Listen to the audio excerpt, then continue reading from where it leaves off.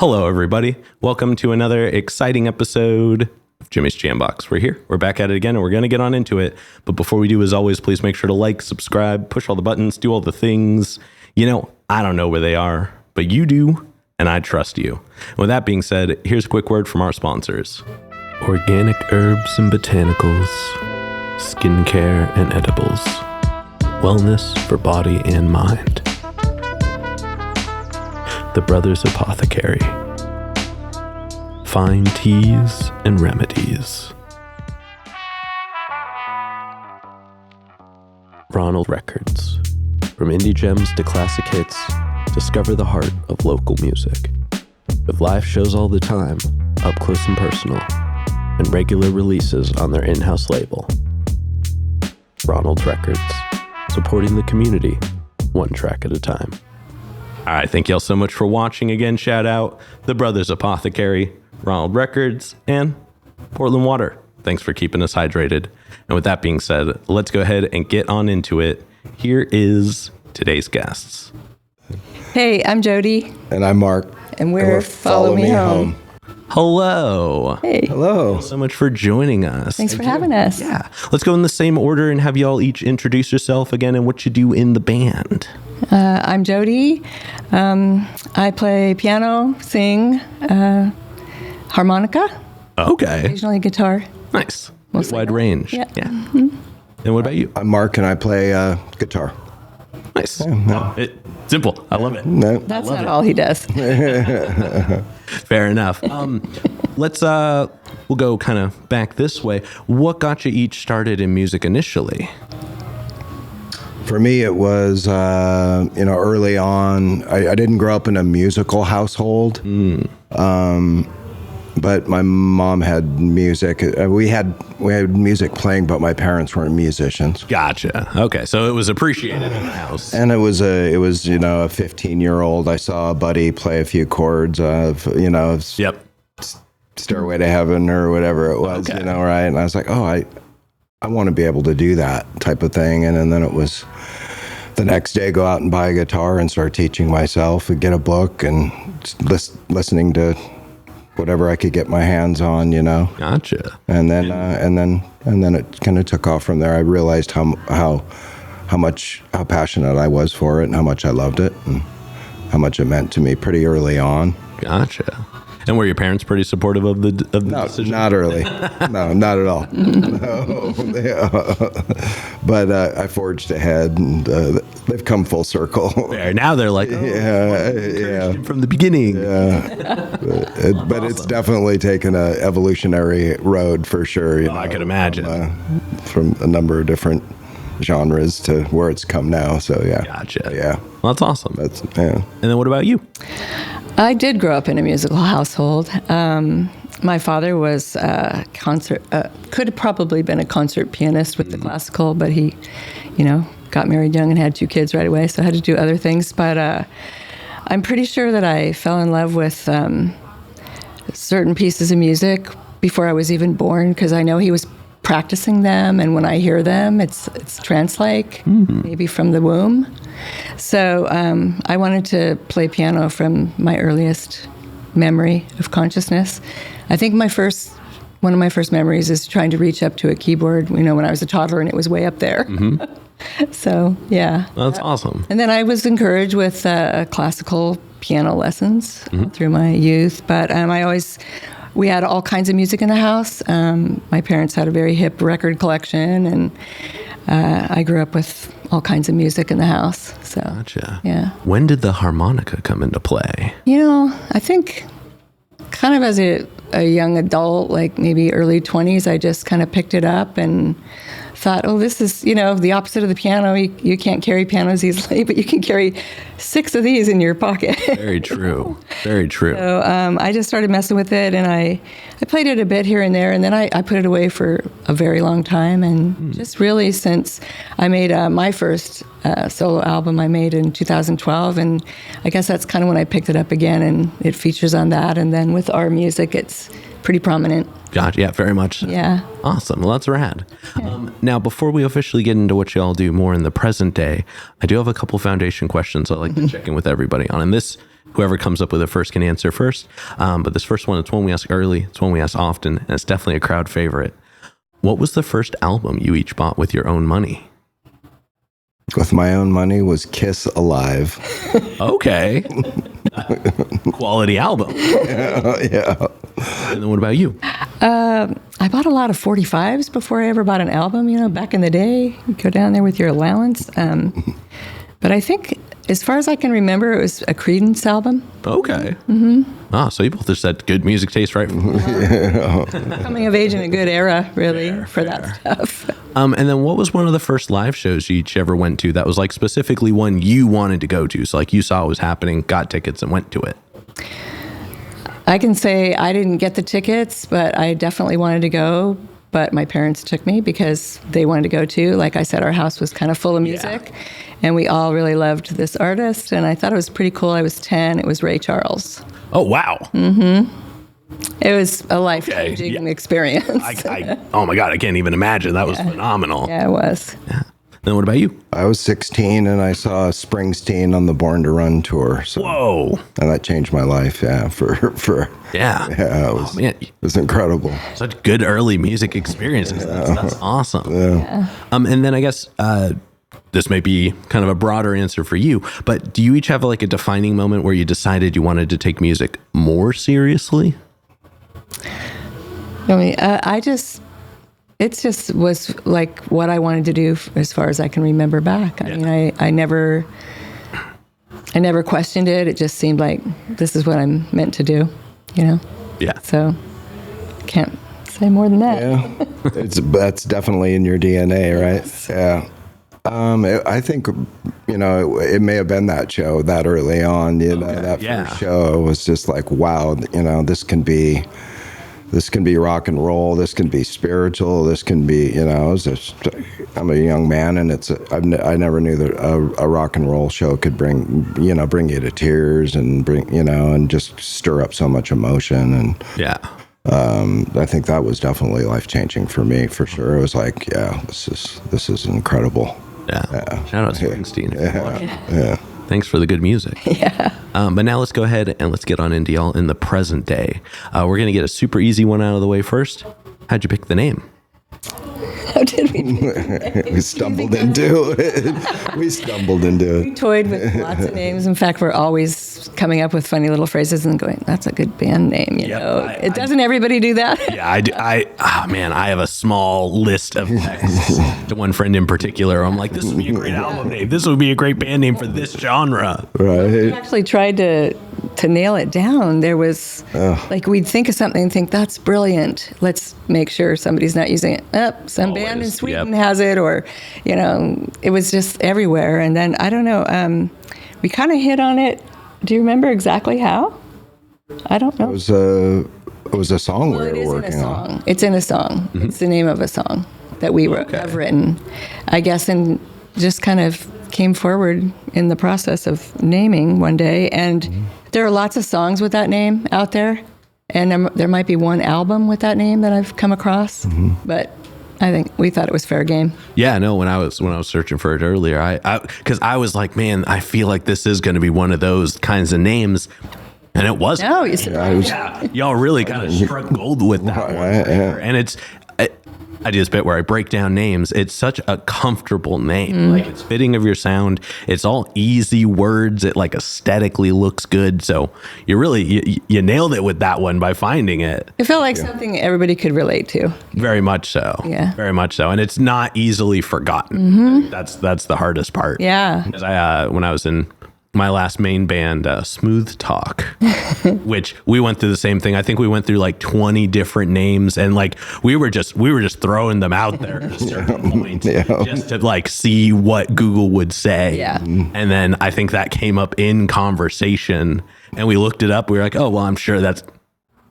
Yeah, that's right. Yeah, right. So I'm still holding on to that name. That band is not anymore, but I'm going to bring it back someday because it's too good a one not to. We had a process in a band that I was in the 90s, and we could not come up with a name. And the only way, finally, we all agreed that the name that we came up with was terrible. So that's the one we chose because that was the only way. We all agreed that it was bad. So. Yeah. Hey, you agreed on something. Yeah. It's mutual. Yeah, right. What was the name? Hillbilly. Ooh. Yeah. They actually got far, we did all right. I mean, I think any name can work if you like stand behind it, but that's definitely an exciting one. That's also not easily forgotten. But now let's talk a little bit about how did the band come to be? Well, we met during the pandemic, and we actually met online, which was an interesting experience. But how else did you do it in the middle of a pandemic? Yeah. And so... Well, even nowadays, just in general. Right. That's a whole different discussion. Yeah. So I know that on my online profile, I had a photo or two that included an instrument or me from a show. And so when we first had our first conversation, Mark said something like, I was at the piano, but he's like, do you play guitar too? Like, you brought up music. And we instantly started talking about music and found that that was our big thing in common, you know? So then we became a partnership, romantically and musically from the start. We just felt like music was one of the most important things to both of us, and we just revel in the fact that we can do it together as part of our relationship. Yeah. No, I imagine that's a huge part of it. It is. And like, did music happen first, or did like the aspect of dating happen first? What do you think? I think they hit, both of them hit the ground running. That's awesome. Kind of coincided. Yeah. Like, this is what we are, you know, we're at this stage of our life, you know, we have histories, you know, we've been through the ups and downs. This is what I think we both knew what we wanted, you know, which was huge in that stage. Yeah. In wanting a relationship, you know. Yeah. We're kind of both going, especially the pandemic, I think, put it into perspective a bit, is I don't want to like grow old alone. This is enough alone for me. Yeah. You know? Yeah. So, sorry, I didn't mean. Yeah, no, and the connection of music was I think vital and important. Yeah. So, yeah. And I know for me, I have had musical relationships in the past with partners, and in fact, when like a pivotal relationship ended, and it was definitely, I wanted it to be finished. The thing that really scared me was, well, but what about the music? You know, what if I never find that again? Or, you know, that was the part I was not wanting to let go of, was the musical connection. But I feel like, wow, that just led me to really sort of the best musical connection I've ever had. Yeah, no, very much so. Yeah, so. And actually, I love that I'm hearing that, because that's going to touch on when we talk about some of your music in a little bit. But before we do, let's talk about the writing process a little bit. And we're going to kind of break it up into chunks, but we're going to start right at the beginning. So when you get inspired, when you're ready to make music, how do you two go about putting a song together? It's really, it's like, I'm an early riser, and like with the morning, often like new ideas come, new day, and so I find myself writing in the morning a lot these days, and then it's usually tinkering around on the guitar over and over again and stumbling onto something, and you know, it's how am I feeling? What's going on, you know, in the world, with us, you know, and you know, just trying to, I think for me personally, like, I try to emote that feeling through whatever chords that I'm putting together, and then I pass it off to Jody, and she takes my ramblings and makes some sense of them and makes it much better. So yeah, that's kind of how I feel it starts. Gotcha. And then what do you do once it passed to you? Well, and sometimes I do a lot of writing too, like of just, I don't do it in the morning so much. Gotcha. The other end of the spectrum. I do a lot of like stream of consciousness writing. Just I have, sketchbooks, and because I'm also a visual artist, so they include lots of writing. And I often just start writing, and then things will start to come out that I didn't know I was going to write about. And I usually fill it maybe a page, and then I'll go back and later and look at it and go, oh. So there's usually this process of that's what was going on in my head or heart. And also that could be a good song seed, seed, I call it. So sometimes I bring some of that stuff, or he brings one of his that he's started, like he described. And then we'll kind of weave it together between your starting points and my starting points. And sometimes we really sit down together and do it in the moment with the lyrics and the music. Other times, like I said, you'll bring more. He comes up with incredible guitar parts all the time, and then I just immediately start hearing melodies and words and things come. So it sort of happens both ways. Yeah. Imagine you leave music for him in the morning. And he'll come to the table. We have a few songs that I wrote years ago, but I never really liked the music that much, but I love the words. And now he's done the music, and now they've come into they were waiting for you, to be finished. Yeah, there you go. So That's awesome. I love that. Yeah. And imagine you leave music for him to find in the morning. And yeah, something like that. I love that. And then I guess when you're in the process, do you ever run into any creative differences? Sure. Yeah. How does that happen, do you think? In what ways do you see that? I mean, I don't know if it's creative as much as it's more structural. Gotcha. In the song. Gotcha. But I think the chorus go before or after this kind of thing. And I think for me personally, I've always been a guitar player in a band, right? And so this is a first endeavor at this stage of our life where I've rarely ever done anything acoustically or with a duo or co-wrote songs like these. It's always been play lead guitar in a rock and roll band. Gotcha. A much different approach. Very much so. Yeah, and so, I think for me, it's important to continue to hold on to that vulnerability, because it is, and for me, it's new, and so it's, but it's.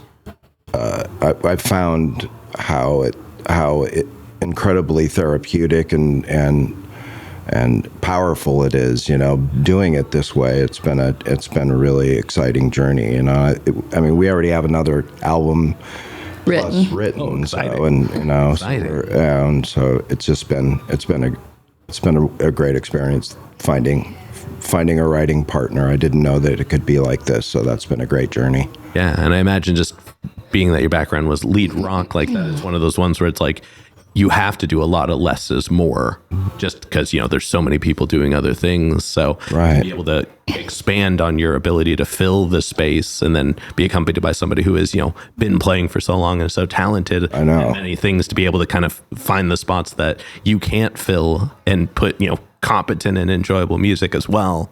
That's got to be a really resolving experience. Yeah, it's been I think what it's taught me a lot is exactly that, and also learning the importance of space and not filling every little moment, especially with, I think these songs came from some we met it and exciting, and then immediately had some pretty intense life experiences take place. So it was just this batch of songs definitely was influenced by those. Some pretty heavy stuff that went on. So yeah, so. And then I guess I just want to see if you have anything you want to add before we move to the next question. Well, listening to Mark, it makes me realize, and I have thought about this quite a lot, that I've performed in duos and trios a bit, but I've usually kind of been the lead person, bringing songs and just playing piano, accompanying myself on piano mostly over the years, and guitar, and played a lot of solo stuff. I've never really been in a full band until after I met Mark. I joined up with one of his bands that was still going for a bit. So for me, it's been like realizing I don't have to do all the parts. Mm-hmm. Like on the piano, you're kind of the bass, you're the chords, you're the rhythm. And it's been really kind of exciting process for me to learn like how to hold back. Yeah. And just find something that floats in beautifully into what is coming out of him. Gotcha. So sometimes he'll start playing one of his beautiful guitar riffs and chords, and then I'll go to the piano and I'll just, instead of, what are all those chords? And I'll just try to find just a few notes here and there and find some patterns and just dance with it in a way that I wasn't used to doing. And I love learning that process. Yeah.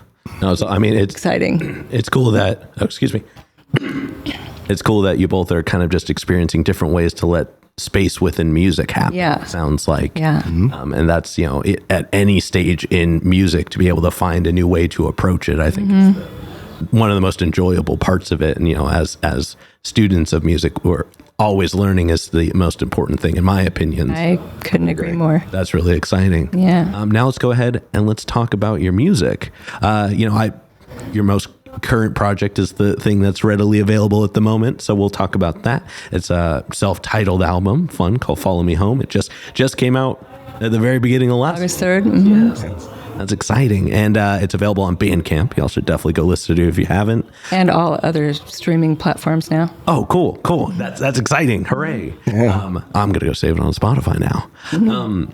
And I don't say this very often. This is a little bit of a side note. I love the album cover. Oh, that's one of my paintings. Oh, it's phenomenal. Thank you. And after listening to the album, it is a beautiful visual representation of the album itself. If that makes, I imagine that makes sense to y'all. Mm-hmm.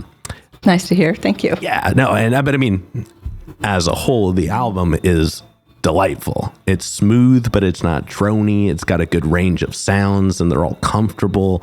But it starts off good. Like the first track just kind of builds this whole world for what the album is going to bring, and then each track, I think it progresses and it brings new sounds sonically and emotionally, and just everything you two do seems to be so complementary of each other.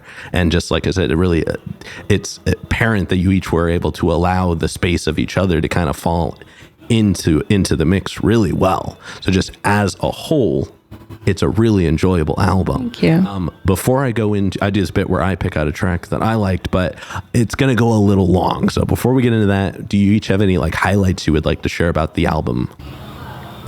I would like to say that just as a whole, as Mark mentioned briefly earlier in this interview, not long after we got together, we had some really big things in life come toward us.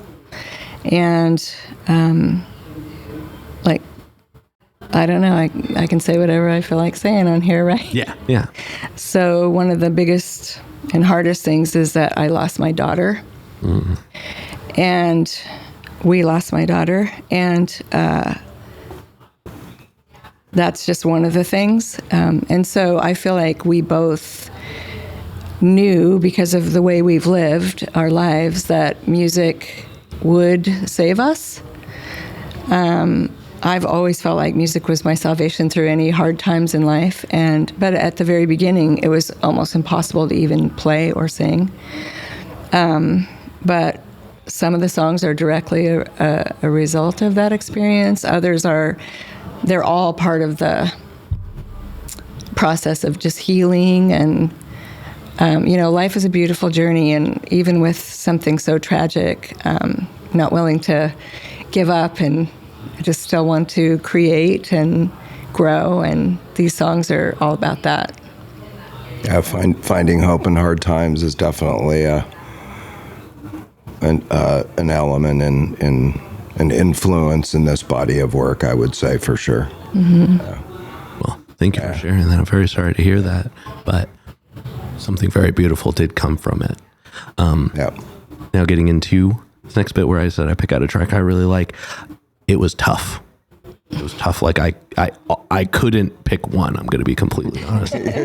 We like to hear this. I try not to pick early tracks. Like I try not to go for just the first couple that jump on, but like from the very first track, I was like, oh, this could be it. And then I got to like the third track. I was like, oh, this could be it. But I decided to just let it go all the way through. And even then, like I said, I was torn between two. So I decided to land on Leave a Trace and Crack in the Glaze. And I picked them for two very different reasons. First, right from the start, just Leave a Trace kind of just, it had this, it just picked up and went. It had this almost like chugging energy. It just, and it stayed that way all the way through. And it was just, every element of it was really engaging and enjoyable. And then Crack in the Glaze was almost the opposite. Like it starts off very just almost redacted. And your voices were so powerful in it and just had this presence. And then like a minute and a half into it, the instrumentation comes in and the track just evolved into something so big and so present.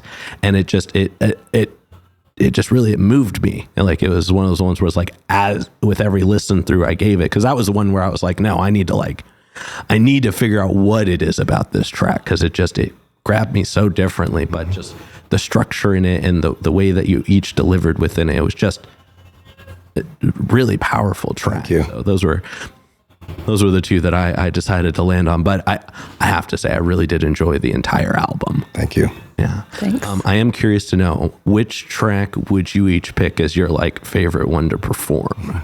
To perform? To perform. I'm glad you said that part, because picking favorites is... Like, I assume you like all the music or you wouldn't have put it out. But like, when it comes to playing it, which one has like something that you each enjoy? I enjoyed Leave a Trace. Okay, yeah. That's one of my favorites for sure. Live, that'd be up there. Yeah. And we often are only performing just the two of us, so we don't have the fantastic drums and bass and Mark played the bass on the album too, and his son Dustin is on the drums on that track. And I do miss that now that I've heard the whole thing together, Yeah. It has that driving force, like you mentioned. But Out, we're looking for a bass and drummer. We're kind of looking for bass and drums to perform with occasionally, or maybe, see where it goes. But yeah, I feel like Leave a Trace always feels like a really good energy, Very much so. engage people with. Yeah, it's definitely got that movement that kind of just retains through the whole way through. Yeah. And then before you each play live, do you have any like rituals or like pre-show things that you do to get kind of in the space? We can talk about that. For me, vocal exercises. You're going to pull one of those up. Make a bunch of noises that are Like yop. I've never really studied. I'm pretty much self-taught with the voice, but I know some exercises I've come across over the years, and I'll just make those sounds a bit. But like as circling back to growing up with the classical piano, I had this Juilliard teacher, and we had very formal recitals, and I started really young, and all the students were super nervous, and it was like a pretty formal affair with a big crowd, and I never felt nervous as a kid. I was just like, what's the problem? But, as I got older, I kind of learned a little bit. I'll think, I'm not nervous, but why can't I eat anything? So I just kind of, sometimes I do some writing. I sit down at the piano a lot just to calm myself and ground myself. I'd say that's probably one of the main things that I do. Gotcha. And we also are very nature-oriented. We have a lot of things in our yard that make us feel good, so we'll wander around outside and talk to the flowers and stuff, No, that's awesome. Yeah. No real exciting or earth-shattering rituals that we do before we go on stage. I personally, we from past times touring a lot, and it's been great to be able to see a lot of areas and do that and experience that. But I'm also really enjoying the idea of like creating in our own environment now more than I have before. I felt like I've had, like gone other places a lot of times to find those creative juices or reasons to write something. And now I'm finding it more like at home, or in our own space. So that's been a cool transformation. Oh, I love that. Yeah. And then let's talk for a moment about your new music. It sounds like you've already got a fair amount put together. What can we look forward to as far as like stylistic differences, or like what can we look forward to as far as new music is concerned? There's definitely a few songs in the new batch that are, I would say, a little more. There's some that go toward jazz. There's definitely some soul sounds coming along, and Definitely. Which is fun because it's just I love all kinds of music. I don't really understand why you'd have to limit yourself with. I don't love everything I hear, but I love all kinds of different music, and it's fun because we can kind of push the edges of the indie folk or whatever you want to, Americana, sort of like where we started with this album, into a little more of a jazz sound or a little more of a bluesy soul sound. So I'm kind of looking forward to recording some of those, those are more different than what I've done personally in the past. Gotcha. Yeah. I think there's more of a band-driven element, I think, on this next batch. That's why it's important to try to shore up a rhythm section. Yeah. Because I feel like the album, the first release is definitely came from a more broken place. Yeah. And I feel like this next batch has, it needs that drive behind it to really do what I feel like the songs are intended to do, at least for us personally. Gotcha. For me, yeah. Yeah. Well, definitely looking forward to that. Yeah. Before we move into the next portion, this next question is probably the densest question in the interview. And I'm very, very excited for this one, though. But we've talked a lot, about your experience with music, the actions, the reactions, things like that. But on an individual level, what does music give back to you? It's definitely a release. It gives me, it definitely gives me a time to reflect, time to, it's given me tons of great relationships. It's pretty, like I said a little earlier, having the availability to tour and around the country.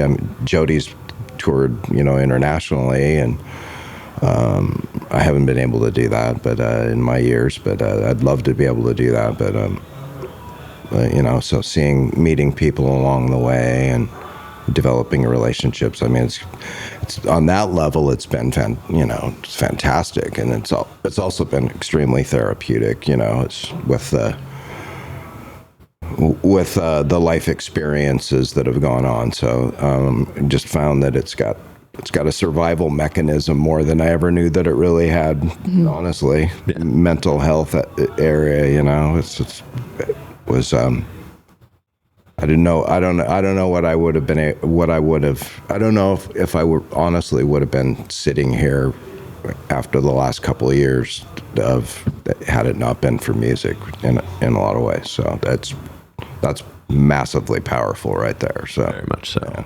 Very much so. What about you? I feel like music has just always felt like the way that I define myself to myself, figure out who I am. I learn through it. And also the connection that it offers, kind of on continuing with what Mark said. Like, I lived in the UK for a number of years in Wales, and when I first made that move, I went through this little period where it's like all of a sudden, who am I? You strip away all the familiar and suddenly you're halfway around the world, and you have to kind of rebuild your life and your identity, and music has always been the way that I relate to myself and the world, first and foremost. And it helps bring such community together. I feel like through each chapter of my life, and I've been here a while, so I got some chapters, there's just all these people. Sure, I meet people in other ways too, but by far the majority of relationships in my life that have been powerful and pivotal have often come through music, and even people you don't get to know. It could be a face in a crowd when you're singing a song, and you just remember their expression when you were singing and they were listening. Mm-hmm. It just feels like so vital and so important. Yeah. Well, thank you both very much for sharing that. I very much appreciate those answers. Yeah. Now let's go ahead and we're going to move on to some hypothetical questions. Sky's the limit. The questions are all made up, so the answers are allowed to be as well. But this first one's pretty straightforward. If the band could perform with any other current act, the only requirement is they have to be current. They have to be current. Yeah, they have to be doing something now. Who would you each want to perform with? Ooh. God, this is, even though I knew you were going to ask a question like this, I'm still like, I don't know. Do you have something coming to you? Probably Springsteen. Springsteen? Yeah, for me. The obvious. Yeah, I feel like, again, because I've lived a while, I feel like from different eras, there's different people who are still going. Yeah. I really just need to... That's all right. So I might blurt it out at some point. All right, that's all right. For this next one, we're going to think a little more local. Who are some acts that you're aware of that are around here that you would like to share a bill with? Yeah. Well, we recorded with ATEM and Kingsley Garden. Kingsley Garden Studio. Mm-hmm. And he's just such a sweet and lovely person and an incredible musician. So it'd be fun to do some stuff with. I know he plays with a few different... Shout out to Lincoln's Beard. Yeah. And he plays his own shows. That'd be a good one to bill. I'd love to share a bill with Lincoln's Beard. Yeah. I'd go to that for sure. That'd be the one. And then I know we got asked recently to share a bill with somebody, but we were already engaged, which is a band that Mark used to be in called the Lonesomes in Portland. So there's a lot of people in Portland. I've played a bit with Tony Furtado, and he and his life partner, Stephanie Schneiderman, are both incredible musicians who I have played with a little bit, and I always would love to do a bit more with them. Okay. Oh, yeah, that's awesome. Cool. Everybody, you know what to do. At them in the comments. Let's make that happen. For this next one, like I said before, Sky's the limits, and this is kind of a fun one. If the band's music could be the soundtrack for any movie, what movie would you want it to be? Oh, my gosh. These questions. I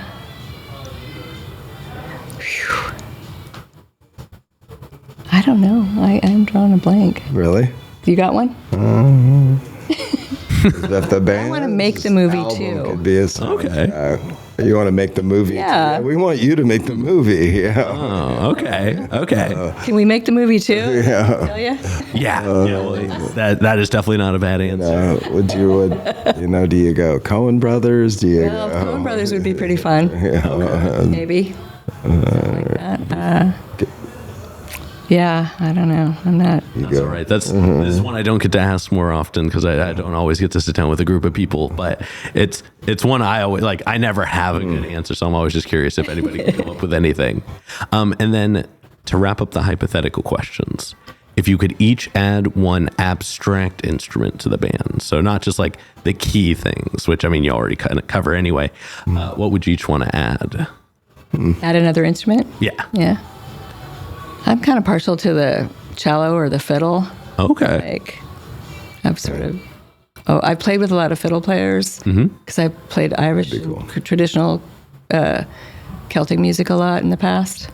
So I always feel like that'd be pretty cool. Yeah, very much so. What about you? Saw player. Yeah. Okay. Oh man, going real abstract. I love that. I always forget that's an interesting. Sound. It is. Yeah. It's crazy that it makes such a cool experience of something that is otherwise a simplistic experience. Yeah. I know. That's actually a great answer. All right. And with that being said, we're going to go ahead and start wrapping this up. What can we look forward to between, let's say, now and March?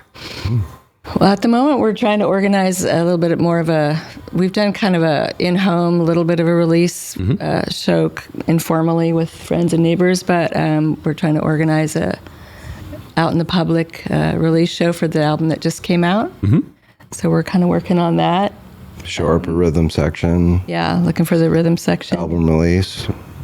And not before March probably, but I'm going to put some feelers out to some of the people I know in the UK, and maybe by the next year sometime potentially do a little something over there. Well, that's exciting. Hey, you finally get to go into that's rad. I'm definitely looking forward to that. Yeah. I guess, and then for this next one, go ahead and look straight at the camera. Tell everybody how they can find you. Again, we're Follow Me Home, and you can find us on Instagram at Follow Me Home Band. You can also go to followmehome.com, but we don't really have a proper separate website yet. It will just take you to my art website, but there will be news about the band on there too, posted occasionally. So pretty much that's it. Awesome. Yeah. And then any other plugs, any other shout outs, anybody else you'd like to put on while you're on here? Well, thank you for having us today. Thank you for being here. Ronald Records, we were really excited to be included on the most recent Vanthology and to play at the show. That was really good fun. And thanks to Kingsley Garden for the effort on the record. Yeah.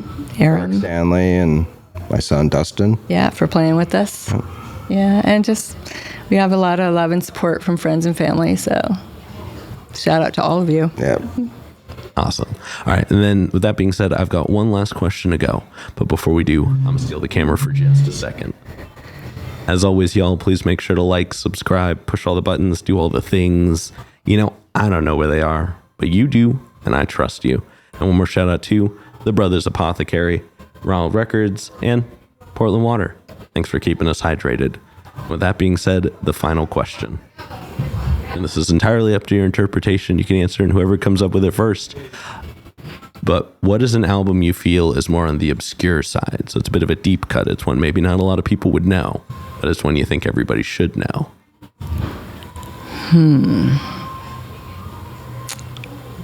Wow. Oh, these are like my mind just goes to so many things, but then nothing clear. No, I fully understand. I mean, not that anything by Springsteen could be considered obscure, but Nebraska. Yeah. For me.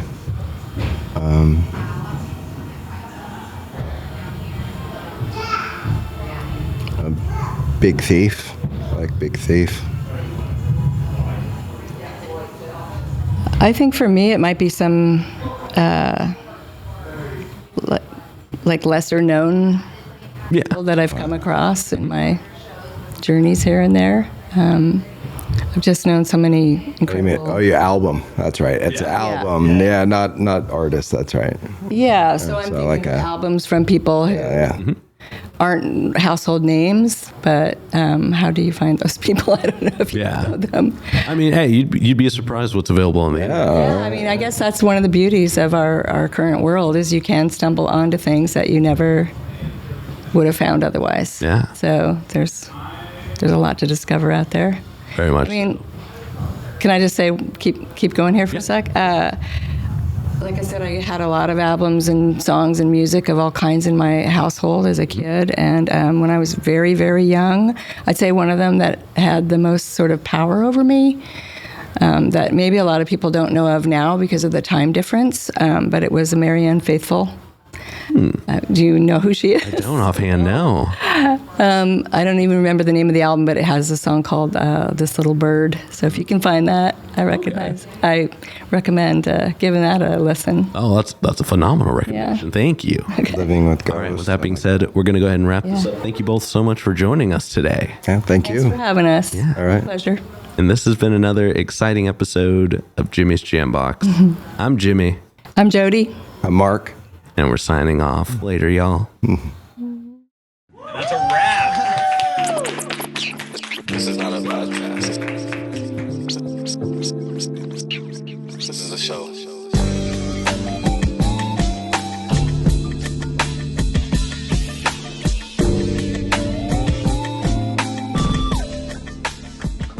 Keep jamming.